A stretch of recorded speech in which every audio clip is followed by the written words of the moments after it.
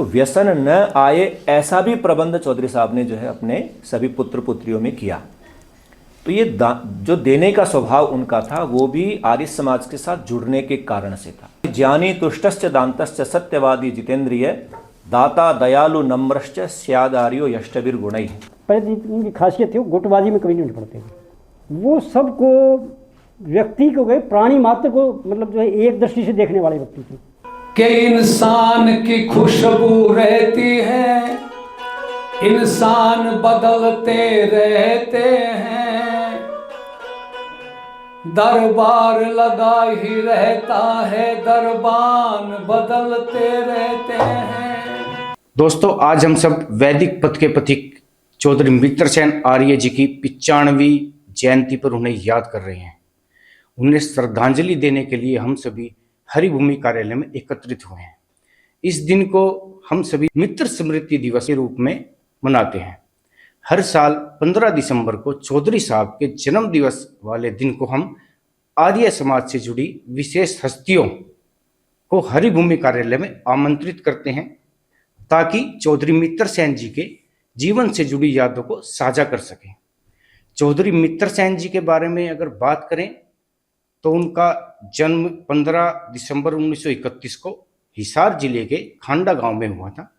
उनका पूरा जीवन आर्य समाज के उत्थान के लिए पूरी तरह समर्पित रहा। चौधरी मित्रसेन जी ने आर्य समाज के नियमों का पूर्ण रूप से पालन करते हुए पूरे भारत में अनेक गुरुकुलों और शिक्षण संस्थानों की स्थापना की। उनका वक्तव्य सबको मित्र की दृष्टि से देखें हम सभी के लिए प्रेरणादायक है और रहेगा। कुछ और विशेषताओं की बात करें तो चौधरी मित्रसेन जी प्रतिदिन हवन करते थे।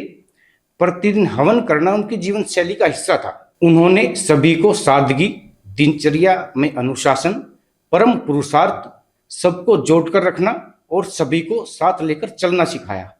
उनका जीवन सभी को प्रेरणा देता रहेगा। आज 15 दिसंबर को हमारे हरिभूमि कार्यालय में मित्र स्मृति दिवस पर आर्य समाज को अपना जीवन समर्पित करने वाले आर्य सन्यासी स्वामी नित्यानंद जी और गुरुकुल विश्व भारती के आचार्य व सार्वदेशिक वीर दल के भारत के संयोजक आचार्य नंद किशोर जी मित्रसेन जी से जुड़े संस्मरण और उनकी जीवनी पर विचार साझा करेंगे। आइए सुनते हैं आर्य विद्वानों के विचार। ओम स्वस्ति न इंद्रो वृद्धश्रवाः स्वस्ति नः पूषा विश्ववेदाः स्वस्ति नस्ताक्षो अरिष्टनेमि स्वस्ति नो बृहस्पतिर्दधातु। आज हम सब बड़े सौभाग्यशाली हैं कि आज ऐसे व्यक्तित्व के जन्म जयंती पर उनको स्मरण करने के लिए, उनको भावपूर्ण श्रद्धांजलि देने के लिए यहाँ पर समुपस्थित हैं और मंच पर विराजमान हैं हम सब की प्रेरणाओं के आधार स्वामी नित्यानंद जी महाराज, जिन्होंने अपने जीवन को इदम राष्ट्राय इदं न मम, अपने जीवन को राष्ट्र की संपत्ति समझ करके राष्ट्र के लिए समर्पित कर दिया है। ऐसे व्यक्तित्व आज हमारे मध्य में विराजमान हैं और हरिभूमि परिवार जिसमें सभी अधिकारीगण यहाँ पर विराजमान हैं, आप सबको मैं सादर वंदन अभिवादन करता हूँ। बहुत बड़े नीतिकार हुए हैं भर्तृहरि जी। उन्होंने 3 शतक लिखे हैं, उसमें से एक नीति शतक है। नीति शतक में एक श्लोक उन्होंने लिखा है कि परिवर्तिनी संसारे मृतः कोवा न जायते स जातो ये न जाते न याति वंशम समुन्नतिम। ये जो संसार है ये परिवर्तनशील है। हर क्षण इस संसार में परिवर्तन हो रहा है, बदलाव हो रहा है।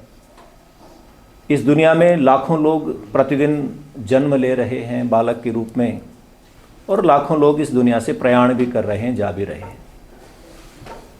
तो भर्तृहरि जी ने चिंतन किया कि इस परिवर्तनशील संसार में हर क्षण कोई जन्म ले रहा है, हर क्षण कोई व्यक्ति जा रहा है। किसका जन्म लेना सार्थक है और किसका इस संसार से जाना सार्थक है। स जातो ये न जाते न। वास्तव में वो कहते हैं कि उस व्यक्ति के उत्पन्न होने से, उस व्यक्ति के कार्यों से जब समाज प्रभावित होता है, नीचे तबके से लेकर के ऊपर तक के व्यक्तित्व जिससे प्रभावित होते हैं, उसके आने से याति वंशम समुन्नतिम, कि उसको हम याद भी करते हैं और जिस परिवार में, जिस कुल में वो पैदा हुए हैं, जिस क्षेत्र में वो पैदा हुए हैं, उसकी चर्चा जो है सर्वत्र होती है। तो आज जिस व्यक्तित्व को स्मरण करने के लिए हम यहाँ पर उपस्थित हैं, वो ऐसे ही विरले व्यक्तित्व हैं। और वो विरले व्यक्तित्व स्वर्गीय चौधरी मित्रसेन जी हैं, जिनका जन्म 15 दिसंबर 1931 को हुआ। मैं समझता हूँ कि जन्म लेना व्यक्ति की विशेषता नहीं है। विशेषता ये है कि वो जन्म लेने के बाद जिस परिवार के संस्कारों को लेकर के आगे बढ़ता है, जिस परिवार में उनका जन्म हुआ, उस परिवार का विचार क्या है। क्योंकि जब नामकरण संस्कार किया जाता है तो नामकरण संस्कार में पिता बालक की नासिका के पास में अपने अंगुलियों को लेकर के आता है और कहता है कि को असी, कतमो असी, कस्य आसी, को नामासी। छोटा सा बालक है, 11 दिन का है, और उससे पूछा जा रहा कि कौन है, ये जन्म कौन सा है, तू किसका है और तुम्हारा नाम क्या है। अब छोटा बालक तो इनके प्रश्नों के उत्तर नहीं दे सकता है, लेकिन ये भावना उस बालक के चित्त पर, उस मस्तिष्क में डाल दी जाती है जो अभी कोरा है। क्योंकि बालक जब आगे उसकी आयु बढ़ती है तो वो 2 ही काम विशेष रूप से करता है। परिवार में क्या बातें की जा रही है उनको सुनता है, और परिवार में काम कौन से हो रहे हैं उनको देखता है। उससे देखने से दृष्टिकोण बनता है और सुनने से उसके विचार परिपक्व होते हैं। जिस दिन भी वो बोलेगा बालक, तो वो जो घर परिवार में जो चर्चाएं हो रही है उन्हीं को आगे वो बोलेगा, और दृष्टिकोण भी वही बनाएगा जो परिवार का दृष्टिकोण है। जब मुझे यहाँ आने के लिए कहा गया, श्रीमान मनोज जी का मुझे कॉल आया, तो मैंने कहा कि क्योंकि मैं तो बहुत ज़्यादा नाम तो मैंने बहुत सुना, उनके दर्शन भी किए, जहाँ जहाँ उनके कार्य होते थे वहाँ पर मैं पहुँचता भी था, लेकिन बहुत विस्तार से किसी व्यक्तित्व को समझना जो है, उसके साथ यदि हम निरंतर लगातार रहते तो समझ पाते हैं। तो मैंने कहा कि उनकी कोई जीवनी, क्योंकि इतने विराट व्यक्तित्व थे वो, तो निश्चित रूप से उनका अभिनंदन जो स्मारिका जो छपी मैंने मंगवाई। ज़्यादा तो मैं पढ़ नहीं पाया, लेकिन मुख्य मुख्य चीज़ें मैंने उसमें से पढ़ी। तो मैंने पाया कि वो इतने विराट व्यक्तित्व के व्यक्ति कैसे बने, क्योंकि परिवार में वही माहौल था। उनके पूज्य पिताजी भजन और उपदेश के माध्यम से प्रचार करते थे। जैसे आदरणीय राम अवतार पुरुषार्थी जी यहाँ पर बैठे हैं, गुरुकुल के माध्यम से आप आर्य समाज का प्रचार कर रहे हैं, ऐसे उनके पूज्य पिताजी प्रचार करते थे।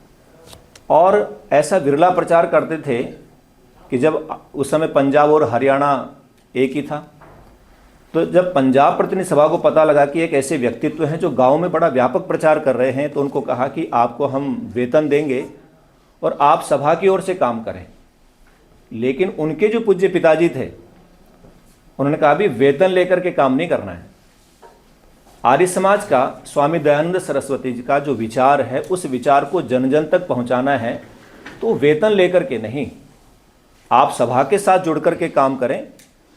तो सभा के साथ जुड़ कर के उनके पूज्य पिताजी उन्होंने काम किया और गांव में बहुत बड़ी उन्होंने जो है अलख जगाई।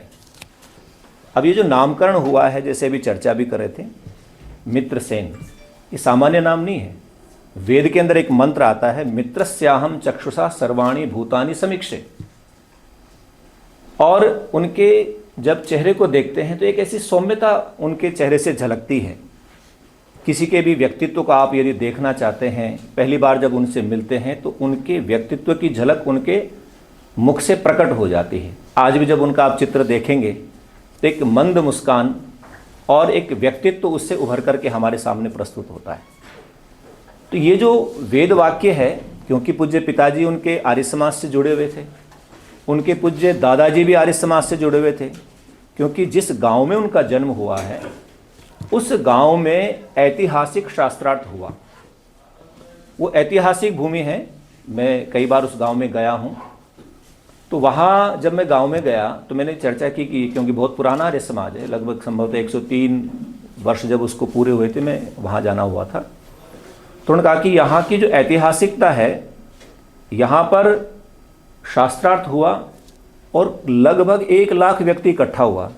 आप विचार करें कि जिस गांव में, और उस पूरे गांव ने उनकी सेवा भी की और 2-4 दिन वो शास्त्रार्थ चला, उसका निर्णय भी हुआ, आर्य समाज के पक्ष में निर्णय हुआ। जब आर्य समाज के पक्ष में निर्णय हुआ तो फिर वो चीज़ें तो आगे बढ़नी ही थी। एक बार स्वामी ओमानंद जी के साथ खांडाखेड़ी में जब मैं विद्यार्थी काल में था तो जाना हुआ। तो स्वामी जी का प्रवचन था और भजनोपदेश भी कोई व्यक्ति वहाँ पर आए हुए थे। तो मैंने देखा कि पूरा गांव आर्य समाज के अंदर एकत्र हुआ, पूरा गांव, माताएं बहनें अपने पीढ़ा लेकर के वहाँ पर। तो ये व्यापक जो प्रचार किया है वो इस परिवार के माध्यम से हुआ है।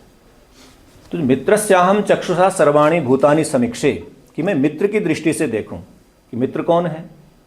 जो दूसरे का हित चाहता है वो मित्र है। हम भी अपने जीवन में बहुत घनिष्ठ सखा, बहुत घनिष्ठ मित्र बनाते हैं, बहुत सारे टेम्परेरी भी बनते हैं। तो नीतिकार ने फिर कहा कि वास्तव मित्र कौन है। वेद तो कह रहा है कि जो सबको एक दृष्टि से, समदृष्टि से देखता है वो मित्र है। और हम सबको, जितने भी प्राणी हैं, प्राणी जगत अर्थात जितने भी प्राणी हैं, उन सबको मित्र की दृष्टि से देखें, ये भाव आदरणीय चौधरी मित्रसेन जी के अंदर सदैव रहा है।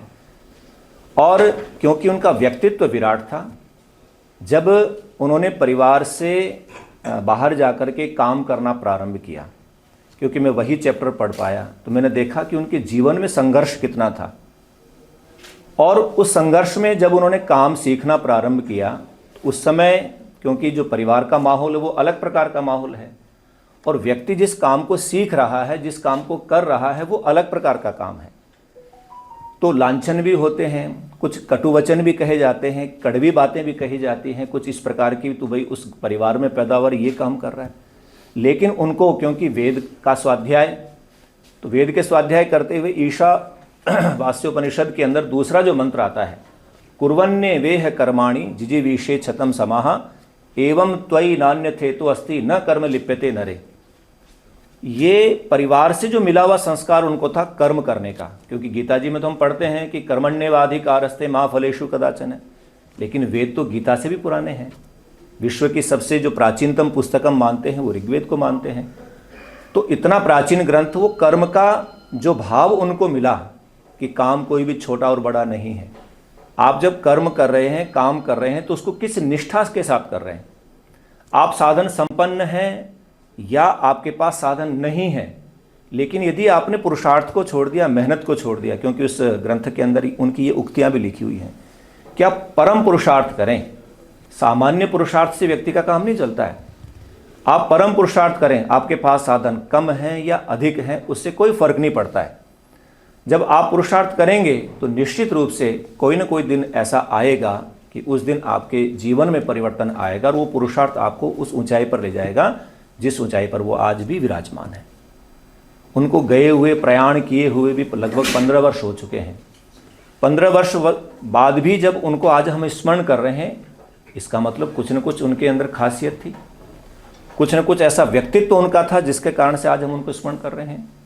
जब खांडाखेड़ी गांव में जहाँ पर वो स्तूप बना हुआ है, वहाँ पर भी हर वर्ष कार्यक्रम आयोजित किए जाते हैं। तो जितना भी आर्य समाज के संस्थान हैं, गुरुकुल हैं, जिनसे उनको सहयोग मिला है, जहाँ पर वो अपनी उन भावनाओं को, विचारों को लेकर के गए हैं, तो आज भी उस कार्यक्रम को सभी लोग इकट्ठा होकर के मनाते हैं। क्योंकि वेद के अंदर एक मंत्र आता है, वो आर्य समाज से जुड़े हुए थे। महाभारत के अंदर एक श्लोक आता है कि वास्तव में आर्य कौन है। तो उन्होंने कहा कि ज्ञानी तुष्टश्च दान्तश्च सत्यवादी जितेंद्रिय दाता दयालु नम्रश्च स्यादार्यो यष्टभिर गुणैः। कि आर्य कौन है? जो गतिशील है, जो कर्मशील है, जो अपने लक्ष्य को जो जीवन में धारण कर लेता है उसको प्राप्त करके ही छोड़ता है, जो हमेशा अज्ञान को अपने जीवन के भी और जहाँ जहाँ तक उसकी पहुँच है उस अज्ञान को हटाने का प्रयत्न करता है, वो आर्य है। और आर्य की भाषांतर करते हैं तो आर्य का मतलब जो अच्छा व्यक्ति है। इंग्लिश में कहेंगे तो गुड है या बेटर है या बेस्ट है, तो भाषांतर ये है, लेकिन जो अच्छा व्यक्ति है। तो महाभारतकार ने कहा, भीष्म पितामह जी ने कहा कि वास्तव में आर्य कौन है, और इन गुणों को हम आदरणीय चौधरी साहब के अंदर भी पाते हैं कि सबसे पहला गुण क्या है कि ज्ञानी, को व्यक्ति ज्ञानी होना चाहिए। जो उन्होंने कारोबार प्रारंभ किया, जिन परिस्थितियों में प्रारंभ किया, जिन संघर्षों में उन्होंने प्रारंभ किया और जिन चुनौतियों को उन्होंने अपने जीवन में उस कालखंड के अंदर देखा, और जो उनके साथ काम करने वाले लोग थे, उन काम करने वाले लोगों ने जो उनके ऊपर आघात किए, अर्थात सामूहिक रूप से काम शुरू किया, मुनाफा हुआ तो क्योंकि वो खुद जो है कभी लिखते नहीं थे, जो भी पैसा कमाते थे वो अपने साथी जो उनके थे उनको दे देते थे, वो मेंटेन करके रखते थे। कभी डिस्ट्रीब्यूट हो जाता तो फिर वो चेक करते तो उनके पास तो उनको कुछ मिलता ही नहीं था, उसमें बहुत न्यून परिश्रम पुरुषार्थ ज़्यादा वो करते, मिलता कम था। फिर भी उन्होंने कभी भी उनको जो है इग्नोर नहीं किया। जब हरियाणा के अंदर हिंदी सत्याग्रह आंदोलन चला तो लगभग 4.5 मास तक जो है वो जेल में रहे, 4.5 वर्ष तक, 4.5 वर्ष तक जेल में रहे। अब जो कारोबार उन्होंने प्रारंभ किया था वो कारोबार तो ठप पड़ गया, और जिनके भरोसे वो चला रहे थे जब वापस आए तो वो बिल्कुल एकदम समाप्ति की ओर था। फिर भी उन्होंने अपने पुरुषार्थ को छोड़ा नहीं, क्योंकि विचार जो हैं वो उसी प्रकार के थे कि मुझे परिश्रम करना है, मुझे मेहनत करनी है। और उसके बाद जब सारी चीज़ें यहाँ से होने के बाद जब छत्तीसगढ़, जिसको उड़ीसा के अंदर गए, वहाँ पर भी अपना कारोबार स्थापित किया, तो वहाँ पर भी अपने साथियों को साथ लेकर के गए, वहाँ पर भी धोखा हुआ। अंत में उन्होंने अपना कारोबार जब स्वतंत्र कारोबार किया, मैं समझता हूँ कि कई बार उन्होंने कहा भी है कि जब आप काम करते हैं तो परमात्मा आपकी परीक्षा लेता है। ये उनका विचार है कि परमात्मा आपकी परीक्षा लेता है कि आप परीक्षा में उत्तीर्ण होते हैं या अवतीर्ण होते हैं, आप परीक्षा में पास होते हैं या फेल होते हैं। यदि आप उन संघर्षों को, सही चुनौतियों को स्वीकार करते हुए आगे बढ़ते हैं और उन चुनौतियों को स्वीकार करके जब उत्तीर्ण हो जाते हैं, पास हो जाते हैं, तो मैं समझता हूं कि फिर आपके सामने जितनी बाधाएं हैं वो सरलतम हो जाती हैं। उन्होंने अपने जीवन में जो बातें कही कि हर व्यक्ति को संघर्षशील होना चाहिए, हर व्यक्ति को पुरुषार्थी होना चाहिए, हर व्यक्ति को मेहनती होना चाहिए। और वो कौन कह सकता है? जिसने वो संघर्ष किया है और उनके कहने का प्रभाव भी पड़ता है। वो जितने भी अपने इस प्रकार के लोग जो व्यापार से संबंधित लोग होते हैं, वो देखते थे कि व्यापार करने का जो लोगों का तरीका है वो अच्छा तरीका नहीं है। उसमें बहुत सारी ऐसी चीज़ें, मिलावटें भी होती हैं, उसमें धोखाधड़ी भी होती है। तो कहते कि यदि व्यापार करना है तो उसको विशुद्ध रूप से करो, उसको सही रूप से करो, सामने वाले व्यक्ति को जो है उसमें कोई नुकसान नहीं होना चाहिए। जो आप चीज़ उनको प्रोवाइड करवा रहे हैं, जो चीज़ आप उनको दे रहे हैं, वो शुद्ध होनी चाहिए, ताकि व्यक्ति ने जो इन्वेस्ट किया है, व्यक्ति ने जो पैसा दिया है, वो उसका जाया न जाए। तो इस प्रकार के व्यक्तित्व आदरणीय चौधरी मित्रसेन जी थे। तो वेद में जैसे मैंने कहा कि आर्य का जो पहला गुण है वो ज्ञानी है। तो ज्ञानवान थे तभी इतना काम कर पाए, और उनके अपने पुत्रों को और पुत्रियों को भी उस शिक्षा से अवगत करवाया जिससे वो स्वयं नहीं हो पाए थे। लेकिन स्वाध्याय निरंतर करते रहे, और स्वाध्याय का ही ये प्रभाव है, क्योंकि जब विद्वानों के संग में आते हैं, उनके विचार सुनते हैं, या जब स्वयं भी किसी ग्रंथ का अध्ययन करते हैं, तो वहाँ एक वाक्य आता है। जब जैसे यहाँ ये विद्यालय परिसर में हम बैठे हुए हैं, बच्चा उसके बाद कॉलेज में जाता है, अपनी पूरी पढ़ाई कर लेता है, तो उसका समावर्तन संस्कार होता है। समावर्तन संस्कार जब होता है तो गुरुजी उसको कुछ बातें कहते हैं। उनमें से एक वाक्य कहते हैं कि स्वाध्याय प्रवचनाभ्याम न प्रमदितव्यम, कि तुम्हें अपने जीवन में स्वाध्याय और प्रवचन से अलग नहीं होना है। स्वाध्याय के दो अभिप्राय हैं, एक तो स्वयं का अध्ययन करना कि मैं कौन हूँ, क्योंकि ये बचपन में ही बच्चे को सिखा दिया जाता है। तो अपने आप को भी जानना, अपने आप को भी समझना, और दूसरों को हेल्प करना, दूसरों को सहयोग करना। तो ये विचार जब उन्होंने विद्वानों से सुने तो वो निरंतर स्वाध्यायशील रहे, और वो स्वाध्याय का ही परिणाम था कि जहाँ पर भी वो जाते, अपने विचार व्यक्त करते, तो विचारों के अंदर वो स्वाध्याय जो है झलकता। तो ज्ञानी तुष्टश्च, तुष्ट कहते हैं जो मन को नियंत्रित करके रखता है। उनकी वाणी बड़ी संयमित थी, किसी की निंदा चुगली न करना, अर्थात जो आपके पास सामने वाले व्यक्ति के लिए अच्छा है उसको तो आप व्यक्त करें, उसको व्यक्त न करें यदि किसी के अंदर कमी है, क्योंकि परमात्मा को छोड़ करके कोई ऐसा व्यक्ति नहीं है जिसके अंदर कमियां ना हो। यदि हम आप में कोई पिछले जन्म का कोई कमी नहीं होती तो हम मनुष्य के रूप में नहीं आते, क्योंकि पुरुषार्थ भी 4 प्रकार के हैं। उसमें धर्म, अर्थ, काम और मोक्ष, ये 4 पुरुषार्थ हैं। और अत्यंत परम पुरुषार्थ जो मोक्ष है, तो व्यक्ति में कुछ उसके संस्कार, कुछ कर्म शेष रहते हैं, वो अच्छे कर्म भी शेष रहते हैं, तब भी व्यक्ति को वापस आना पड़ता है।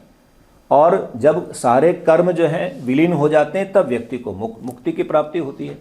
लेकिन संसार में आकर के उसको करना क्या है, ये जानना बड़ा जरूरी है। तो वो आर्य थे, तो आर्यत्व के विचार भी उनके अंदर थे। तो कहते हैं कि ज्ञानी तुष्टश्च दांतश्च, मन के ऊपर नियंत्रण, संतोष का भाव, और चौथा है दाता। अब दाता तो जितने भी आप गुरुकुल में चले जाएं, आज भी उनके नाम की पट्टियां लगी हुई हैं। नए गुरुकुलों की उन्होंने स्थापना की, क्योंकि परिवार आर्य था, तो आर्यत्व का विचार उनके जीवन में था। तो वेद में एक मंत्र आता है, यदंग दाशु से त्वमग्ने भद्रम करिष्यसि तवेतत् सत्यम अंगिरः, कि दाशु से जो दान देने वाला व्यक्ति है। एक मंत्र और आता है कि शतहस्त समाहर सहस्त्र हस्त संकिरः, कि हे मानव तू 100 हाथों से कमा, 1000 हाथों से बांट। कुछ व्यक्ति इसकी व्याख्या करते हैं कि जितना आप कमाते हैं उसका कम से कम 10% तो आप दूसरों को दें। उस व्यक्ति तक आपके उन पैसों की पहुंच हो जो व्यक्ति अभाव में जी रहा है, या समाज के उन कार्यों में आप दान दें जो समाज को विलक्षण बनाने की दृष्टि से जो काम कर रहे हैं। तो ये मंत्र उन्होंने आत्मसात किया। और क्योंकि जब धन आता है तो धन केवल भोग के लिए नहीं होता है। दानम भोगो नाशः तिस्रः गतयो भवन्ति वित्तस्य, यो न ददाति न भुंक्ते तस्य तृतीया गतिर्भवति, कि जो धन होता है वो 3 प्रकार के लिए प्रयोग किया जाता है। या तो उसका दान करें या उसका उपभोग करें। जो व्यक्ति न दान करता है न उपभोग करता है तो वो धन नष्ट ही हो जाता है। जैसे हम थोड़ा सा पीछे जाएं तो बहुत कमाते थे, लेते, लेकिन और साथ साथ पीढ़ियों की व्यवस्था भी करते थे कि भाई इतना धन इसने कमा लिया है कि इसकी 2 पुश्तें, 3 पुश्तें, 4 पुश्तें, 5 पुश्तें जो है आराम से बैठ करके कमाएंगे। लेकिन जिसको आराम से मिल जाता वो क्या, उसको उसी प्रकार से जब तक धन को बढ़ाएंगे नहीं तो वो कुछ ही समय में नष्ट हो जाता है। उसके अंदर व्यसन आ जाते हैं। तो व्यसन न आए ऐसा भी प्रबंध चौधरी साहब ने जो है अपने सभी पुत्र पुत्रियों में किया। तो ये जो देने का स्वभाव उनका था वो भी आर्य समाज के साथ जुड़ने के कारण से था। और उन्होंने लिखा भी है कि यदि मैं इस आर्य समाज के साथ या आर्य विचारधारा के साथ जुड़ा हुआ न होता तो संभवतः जैसे बाकी लोग जो कमाते हैं और उसको जिस तरह से वो व्यय करते हैं उसी तरह से मैं भी करता। तो मेरा सौभाग्य ये रहा कि मैं आर्य समाज के साथ जुड़ा रहा और जो मैंने कमाया या जो भी एकत्र किया है वो मैं उसको सही रूप से लगा भी पाया। तो ये जो उनके जीवन का हमको एक प्रभाव जो उनके जीवन का मिलता है कि पूरे जीवन भर उन्होंने देने में जो है कोई कमी नहीं रखी। परमात्मा ने भी भरपूर दिया और उन्होंने भी जो आगे उसको भरपूर लोगों तक पहुंचाया। तो ऐसे व्यक्तित्व के धनी आदरणीय चौधरी मित्रसेन जी, जिनका जीवन आज जो है लगभग 95 वर्ष उनको हो गए हैं। और वो लिखते हैं कि आप जितना अधिक दान करते हैं, एक भाव जो है उनके जीवन का कि जितना अधिक आप दान करते हैं परमात्मा उससे कई गुना आपको अधिक देता है। कैसे देता है? आप भूमि के अंदर एक बीज बोते हैं और मिलता कितना है? बाजरे का सिरटा आप देख लें कितना लंबा होता है और उसमें लगभग 1000 बीज आपको मिल जाएंगे। तो परमात्मा और केवल एक बीज से 3-4 सिरटे निकलते हैं। कोई अच्छा किसान हो तो वो ज़्यादा भी उससे उपज ले सकता है। तो इसी प्रकार से परमात्मा के कार्यों में, जो परमात्मा के कार्यों को वैदिक सिद्धांतों को बढ़ाने की दृष्टि से और मानव कल्याण की दृष्टि से, क्योंकि उन्होंने ये भी पढ़ा था कि मनुर्भव जनया दिव्यम जन्म, कि जहाँ पर मानव का निर्माण होता है, उड़ीसा के अंदर आप जाकर के देखेंगे तो आमसेना के अंदर जो गुरुकुल चल रहा है वो उन्हीं के द्वारा संचालित लगभग रहा है। तो आज वो कितने सारे लोगों को जो है ज्ञान के माध्यम से उनको सुख प्रदान किया और आज भी कर रहा है और आज भी परिवार का पूरा सहयोग उनका बना रहता है। ऐसे व्यक्तित्व को हम उनके जीवन चरित्र को पढ़ें, उनके जीवन चरित्र को अपने जीवन में धारण करने का प्रयास करें। ऐसा जब करेंगे तो उनका तादात्म्य है, उनकी जीवन शैली के साथ हम जुड़ करके रहेंगे तो निश्चित रूप से हम सबका भी कल्याण होगा। और आज जिस परिसर में बैठ कर के उनके जीवन की हम चर्चा कर रहे हैं, ये परिसर उनके उन विचारों को जन जन तक पहुंचाने का बहुत अच्छा माध्यम है और निरंतर पहुंचा भी रहा है। और ऐसे व्यक्तित्व को आज हम स्मरण कर रहे हैं। उनकी कोई भी एक खूबी हम अपने जीवन में यदि उसको अपना लेते हैं तो मैं समझता हूं कि बहुत बड़ा परिवर्तन हमारे जीवन में भी आ जाता है। उस परिवर्तन की ओर हम निरंतर आगे बढ़ते रहें। और आदरणीय चौधरी साहब को मैं गुरुकुल परिवार की ओर से और अपने संगठन सार्वदेशिक आर्यवीर दल की ओर से सश्रद्ध नमन करता हूं और प्रयत्न करूंगा कि उनकी बताए हुए उन भावों को अपने विद्यार्थियों के अंदर भी हम दे पाएँ और जो आर्यवीर हमारे साथ जुड़ेंगे उन आर्यवीरों में भी उनको पहुंचाने का हम प्रयत्न करेंगे। तो आप सबका बहुत बहुत धन्यवाद और आगे भी इसी प्रकार से हम उनके जीवन को स्मरण करते हुए निरंतर आगे बढ़ेंगे। बहुत बहुत धन्यवाद, आभार। ओम वेदाहमेतं पौरुषं महन्तं आदित्यवर्णं तमसो पुरुषं तमे विदित्वा तिमृत्तमेति नान्यपन्था विद्यते अयनाय नान्यपन्था विद्यते अयनाय। श्रद्धे आचार्य नंद किशोर जी,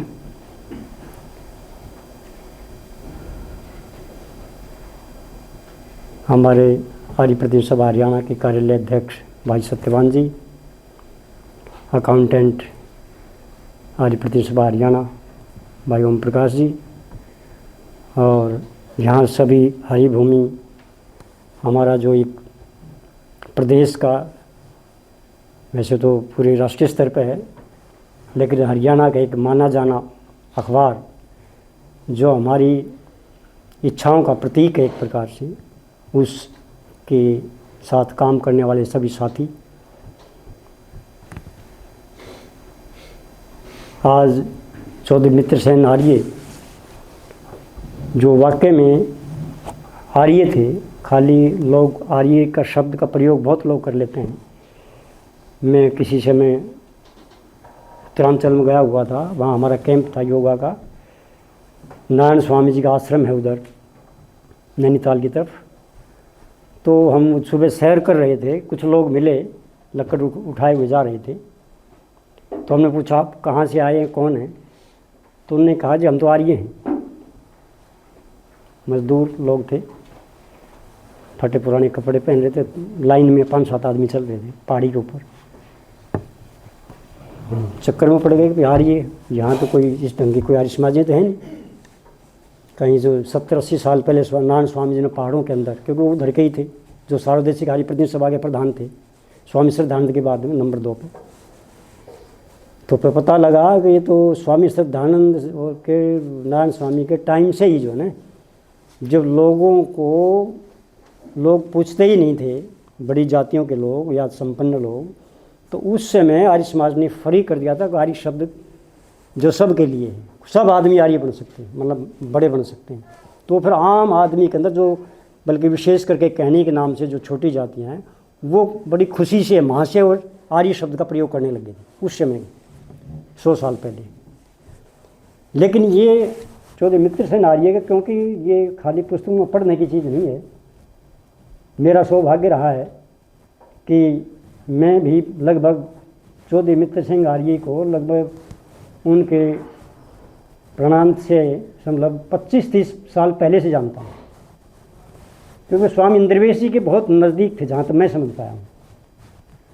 अच्छा, स्वामी भगवान जी के भी बहुत वो थे, वो एक पहले उनकी खासियत थी, वो गुटबाजी में कभी नहीं पड़ते थे, चाहे किसी परिवार में हो, चाहे समाज में हो, संगठन में हो, चाहे पार्टियाँ में हो, राजनीतिक पार्टियों में, वो इस विचारधारा से ऊपर उठे हुए थे।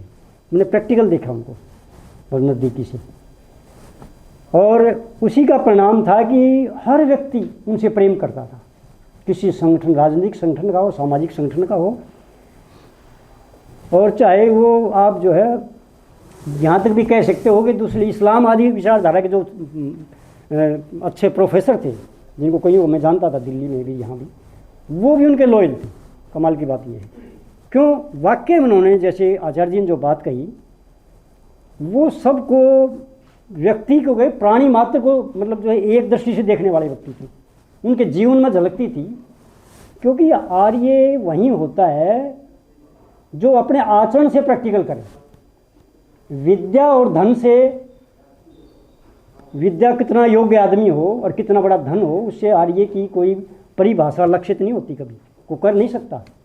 हाँ, आचरण यदि परफेक्ट है, पूरा है, तो फिर आप कह सकते हैं कि आर्य है। कि वो आचरण से ही पता लगेगा ये आर्य है कि नहीं है।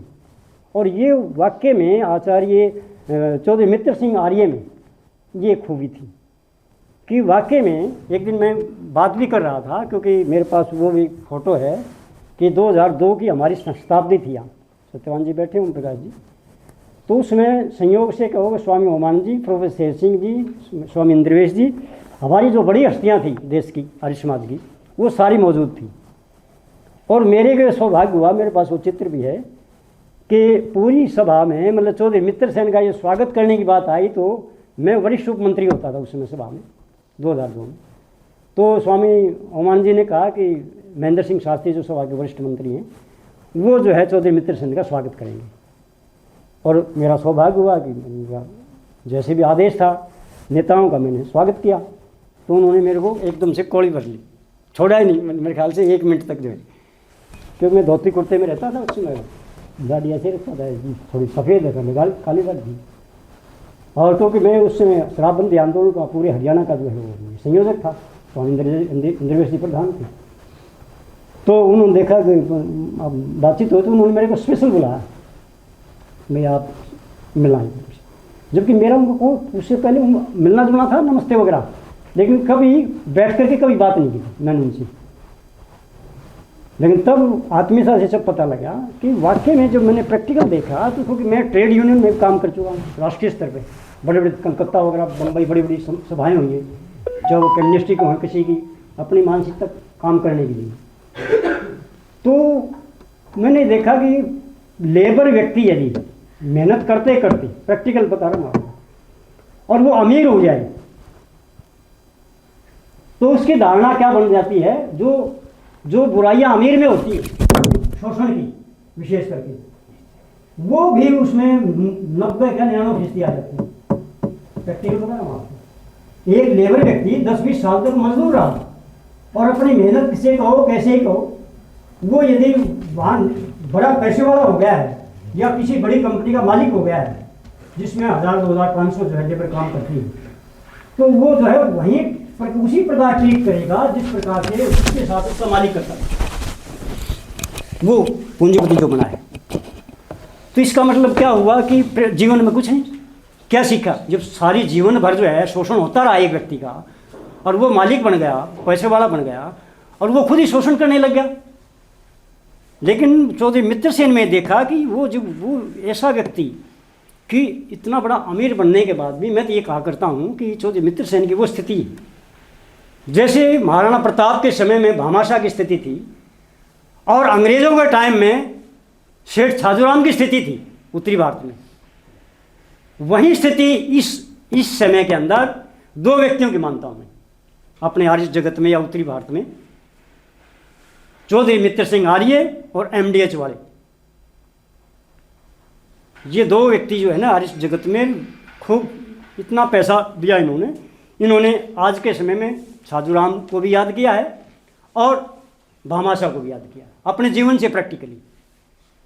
तो सामान्य हस्ते नहीं हुए, पैसा तो पता नहीं कितने लोग आज भी हम देखते हैं, बड़ी बड़ी कंपनियां। मैं तो गुड़गांव में रहता हूँ 35 साल से, मुझे पता है कितने बड़े बड़े लोग आज के टाइम में।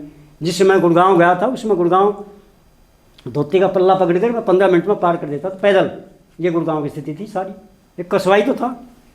1857 के अंदर विद्रोह हुआ था, उसमें मेवात को दबाने के लिए जो विद्रोह हुआ था, क्योंकि उन्होंने जो है डिस्ट्रिक्ट बनाया था। उससे पहले डिस्ट्रिक्ट नहीं था ये, उससे पहले तो केवल झाड़सा परगना था 360 का चौधरी, बस वहीं तहसील थी, वहीं जो है जेल वगैरह थी छोटी मोटी, जिला नहीं था ये।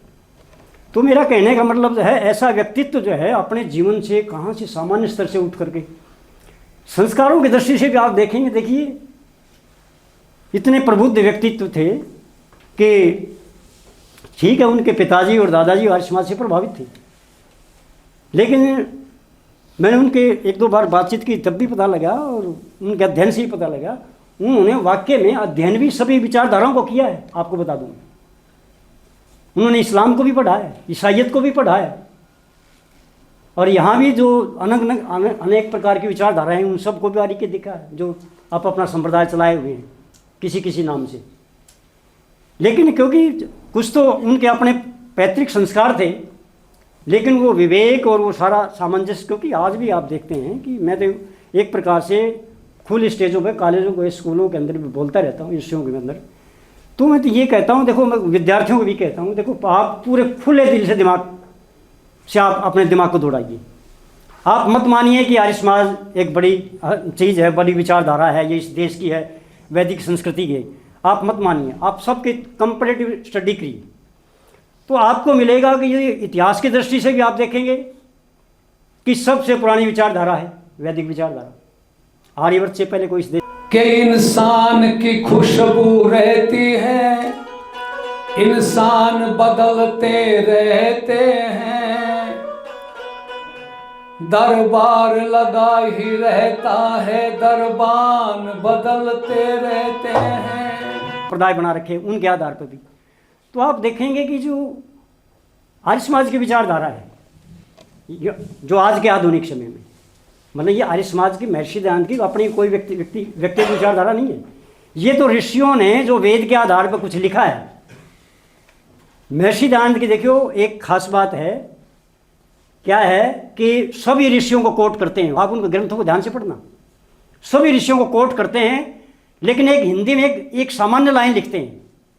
जैसे उदाहरण के तौर से मैं आपको बता देता हूँ, वो क्या लिखते हैं कि व्यक्ति को यज्ञोपवीत संस्कार जो है 5वें 6ठे वर्ष में, 8वें वर्ष में विद्याधन, और जो है 11वें वर्ष में, फिर 16 में, 21, 22 ऋषियों की परंपरा लगभग यहाँ खत्म हो जाती है।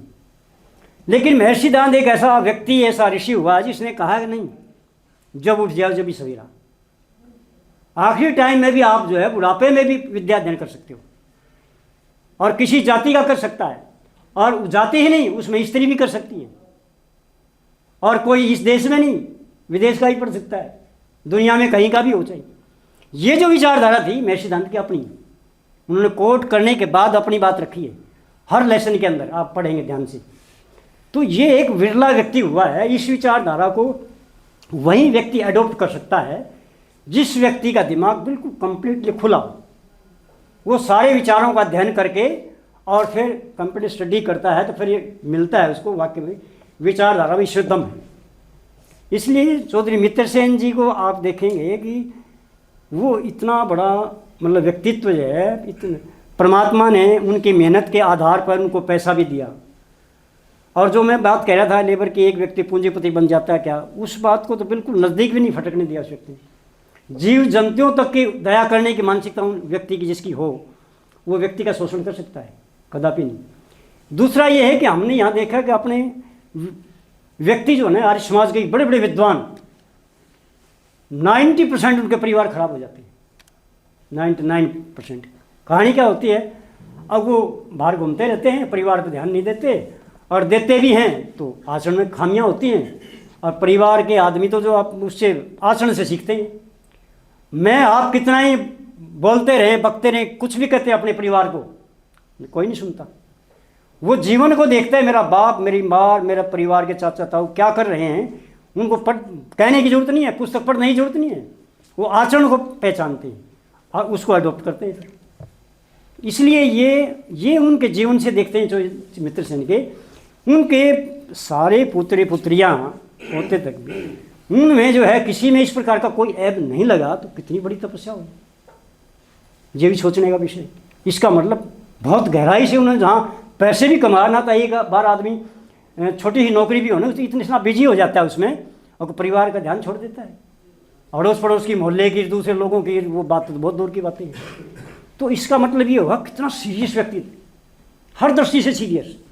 जैसे कहा, वेद ने कहा है, आचार्य जी ने पढ़े हैं, वेद में कहा है कि ये संसार जो है, आप इस संसार में कोई भी व्यक्ति आता है तो नाग के फण के ऊपर बैठा है, जिधर भी आप देखोगे वहीं नाग फफका रहा है, मतलब हर चारों तरफ जो है कठिनाइयाँ हैं, कांटे खड़े हैं। इनका मुकाबला कौन करेगा? जो जीवन में बहुत ज़्यादा सचेत व्यक्ति है, थोड़ी सी भी आलस और प्रमाद और लापरवाही करी और दुर्घटना घटी। ये संसार की स्थिति है बिल्कुल एकदम से।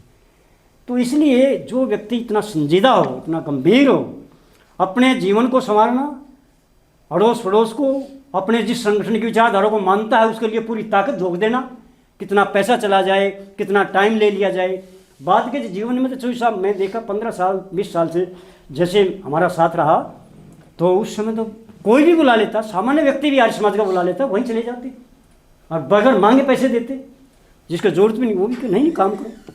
तो कितना उदार व्यक्ति जो ना, तो ऐसे व्यक्ति को क्या पड़ी है जिसके पास इतना अथाह पैसा हो, जिसके परिवार में खुशहाली हो सब कुछ, और वो अपने रिश्तेदारों में सब जगह मौज मस्ती हो, क्या जरूरत है। ये जो राजाओं की दुर्गति हुई है ना, आप देखेंगे, मैंने इतिहास पढ़ा, मैं इतिहास का विद्यार्थी हूँ। हिंदुस्तान के आप राजाओं को पढ़ो, ये सैकड़ों हजारों राजा हो, आज उनका नाम लेवा पानी देवा नहीं, लगभग सभी करें। ठीक है, मौज मस्ती के नाम से संपत्ति पड़ी, उसको यूज कर रहे हैं, खा रहे हैं। सच्चाई ये है कि उनके खानदान में एक भी व्यक्ति काम का नहीं है कहीं भी। उसका कारण सुरा और सुंदरी के चक्कर में, और वो जो है वो अगली पीढ़ी में बर्बाद होती चली गई, खाते पीते बर्बाद होते। इसलिए जो है ये पैसा, इसको बचा कर रखना, इसको ठीक यूटिलाइज करना अपने जीवन पर, समाज में, संगठन में, देश और राष्ट्र के ऊपर, ये बहुत विरले लोग करते हैं। ये तो चौधरी साहब का, इस परिवार का कह लो, या खांडा गांव का कह लो, या आर्य समाज का कह लो, ये सौभाग्य था ऐसे महान पुरुष जो है हमें मिले। और मैं, क्योंकि हर आदमी चाहता है कि जो जिसके नज़दीक हो तो उसका वो सौभाग्य होता है, अगर उस व्यक्ति के खाली दर्शन ही कर लियो। और हमने तो परमात्मा की दया से 15-20 साल तक उनको मिलते रहे, देखते रहे, और इसलिए हमने सीखना। स्वामी इंद्रवे से एक बात कहा, जैसे आचार्य जी ने बात कही नहीं, मैं भी आमतौर से कहता हूँ इस बात को, एक व्यक्ति दूसरे से मतलब ईर्षा करने लग जाता है। वार्तालाप होनी चाहिए, डिस्कस भी होनी चाहिए, बहस पूरी होनी चाहिए, अगले को आगा एहसास करा देना चाहिए अगर आप गलत रास्ते पर हो, लेकिन ईर्षा नहीं, उसकी ज़रूरत नहीं है। तो स्वामी इंद्रवे जी कहा करते, जब इस धरती पे आचार्य जी से कहते कि जो व्यक्ति आया है तो कुछ न कुछ तो उसमें खासियत रही होगी, जब इंसान बना है, न तो पशु पक्षी कीड़े मकोड़े में उधर दूसरी लाइन पर पटक देते परमात्मा। तो मैं स्वामी जी एक बात और कहा करते इस बात के ऊपर, वो कहते हैं कि हर व्यक्ति, नालायक से नालायक व्यक्ति में कोई खासियत है, ये खासियत जरूर मिलेगी उसमें। अब ये किसका काम है? उस विद्वान का जो समाज सेवा कर रहा है, जो बुद्धिजीवी है, उसको पहचानना है कि इस व्यक्ति में क्या खासियत है। बस उसी खासियत को निकालो उसमें से और उसको वही काम दे दो, देखना समाज का कितना बड़ा काम हो जाता है। आदमी थोड़ी सी कमजोर काम के आदमी को, जिसमें 90 अच्छाई होने, उसके भी हाथ धोकर पीछे पड़ लेंगे, जबकि उसका सम्मान होना चाहिए। तो इसलिए ये जो चिंतन है ये चौधरी साहब का था, वाकई में था, बिल्कुल प्रैक्टिकल हमने देखा है। अब हर आदमी को जो जैसे नज़दीक आता था उसकी प्रशंसा करते थे, उससे उसकी इज्जत करते थे, सामान्य आदमी की भी। तो इसलिए हर व्यक्ति को उनसे यही प्रेरणा लेने की जरूरत है कि आदमी जहाँ पैसा आने के बाद भी आदमी में वहीं शालीनता, वहीं सभ्यता, वहीं विनम्रता और वहीं उदारता, वहीं देने की मानसिकता, ये सारे गुण फिर भी भरे भराए रह जाएं तो बहुत बड़ी बात है, बहुत बड़ी बात। तो इसलिए मैं बहुत लंबी बात ना करते हुए उस महान आत्मा को, जिन्होंने हमें बहुत कुछ सीखने को दिया अपने जीवन में, तो उनका मैं बारंबार जो है यहाँ आप सबके सामने अपना नतमस्तक होता हूँ और उनको प्रणाम करता हूँ। धन्यवाद। वेदाहमेतं पुरुषं महंतं आदित्यवर्णं तं स प्रस्तात् तमे विदित्वाति मृत्युमेति नान्य पंथा विद्यते नाय। श्रद्धेय पूज्यपाद स्वामी जी महाराज, हमारे बहुत ही आदरणीय हम सबके पूज्य आचार्य जी महाराज और समस्त सभी पदाधिकारीगण और हमारे अध्यक्ष जो संचालन कर रहे हैं बहुत सुंदर। आज एक बहुत पावन दिवस, एक बहुत महान पुरुष की याद में हम अपने विचारों को रख रहे हैं।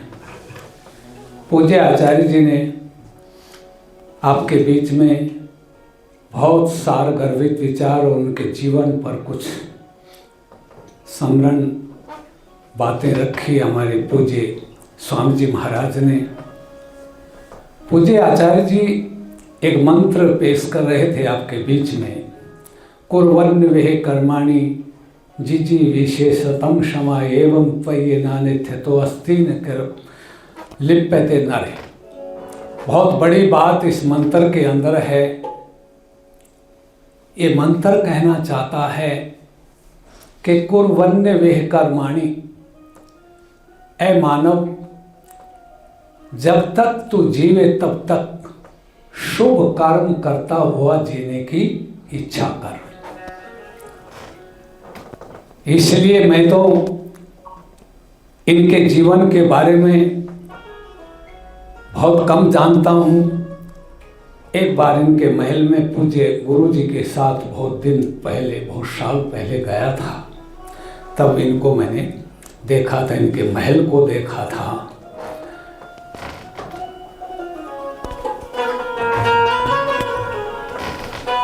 तो मैं तो आपके बीच में यही बात कह देना चाहता हूं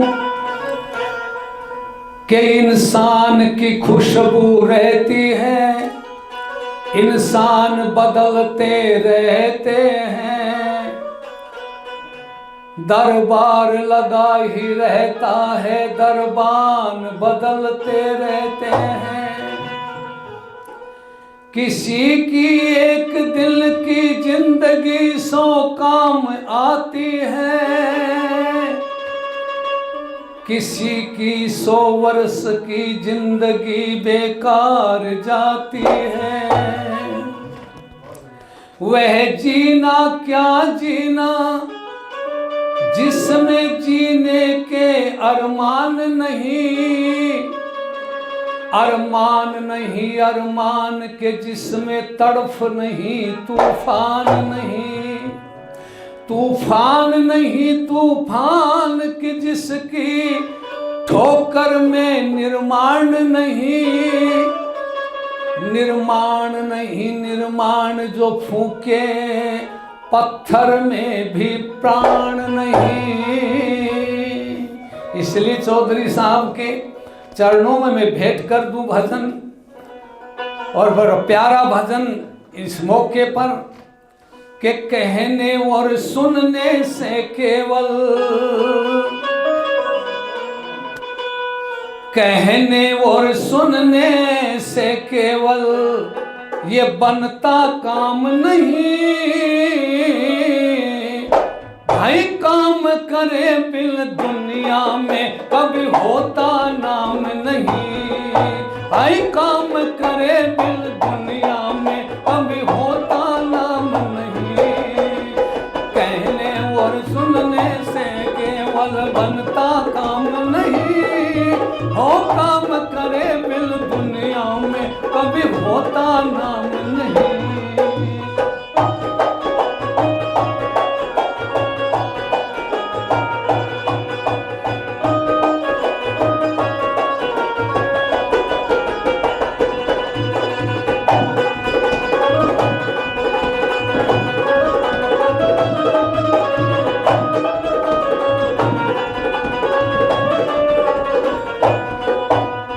देशद्रोही दुश्मन को ऐलान किया बेखटके, हर कई जेलों में पड़े रहे, कई फांसी ऊपर लटके, कई फटके बाहर विदेशों में क्या उम्र तमाम नहीं। भाई काम करे बिल दुनिया में कभी होता नाम नहीं। कहने और सुनने से केवल बनता काम नहीं, हो काम करे बिल दुनिया में कभी होता नाम नहीं।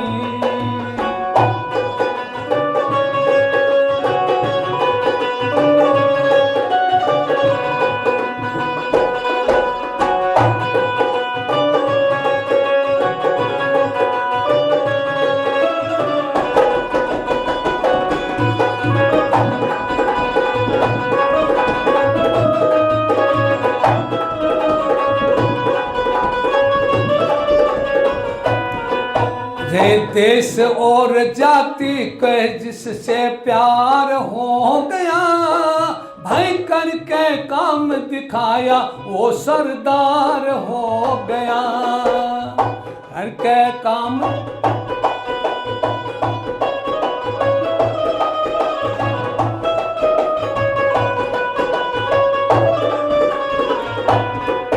हाँ, देश और जाति से जिसको प्यार हो गया, हो करके काम दिखाया वो सरदार हो गया। तैयार हो गया सोचा जन अपना आराम नहीं, भाई काम करे बिल दुनिया में कभी होता नाम नहीं।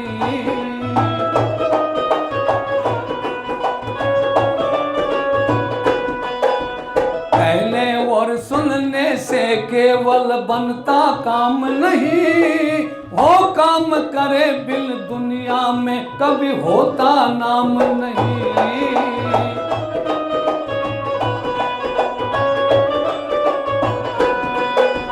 साहित्य किताबों पर लगेंगे हर वर्ष मेले, भाई जय जयकार करे नर नारी नाम उन्हीं का ले ले। जय जयकार करे नर नारी नाम उन्हीं का ले ले। और झेले जिन्होंने कष्ट चैन किया प्रातः शाम नहीं, हो काम करे बिल दुनिया में कभी होता नाम नहीं। कहने और सुनने से केवल बनता काम नहीं, हो काम करे बिल दुनिया में कभी होता नाम नहीं।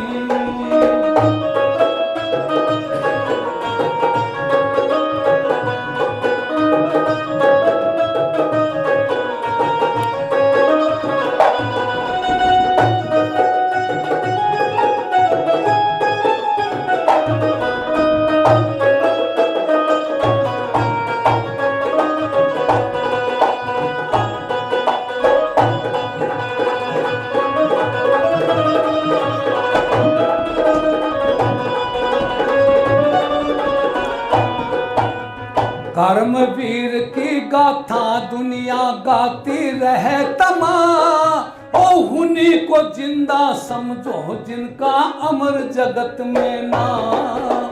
उन्हीं को जिंदा समझो जिनका अमर जगत में ना।